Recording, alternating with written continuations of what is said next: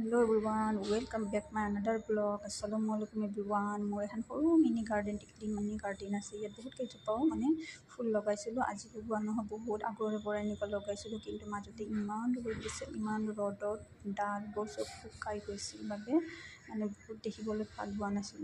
আজি 3-4 দিন আগত ইমান বৰষুণ দিছিল। বৰষুণত দিয়াত বাহিৰত ওলাই দিয়াত এজোপা এল'ভেৰা হয় আৰু বাকী এইবোৰ সৰু সৰু পুলি মই এনেকৈ পেলনীয়া বস্তুবোৰ যেনেকৈ ফেণ্টা পেপচি কক'কলা এইবোৰত এনেকৈ লগাই দিছিলোঁ।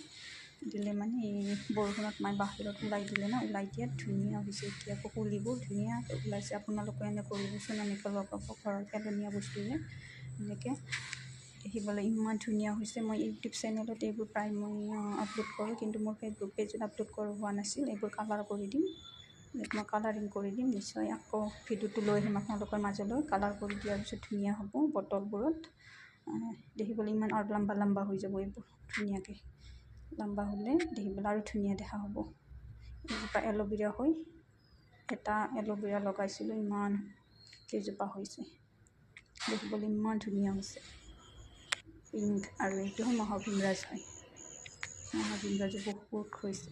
স্নেক প্লেণ্ট এনেকৈ লগাইছিলোঁ। বৰষুণত ওলাই দিয়াৰ বাবে অলপ লেতেৰা হৈছে। কটনেদি পূৰা স্প্ৰে মাৰি মুচি দিলে ক্লিন হৈ যায়। আজিলৈ হয় বা খুদা ফিজ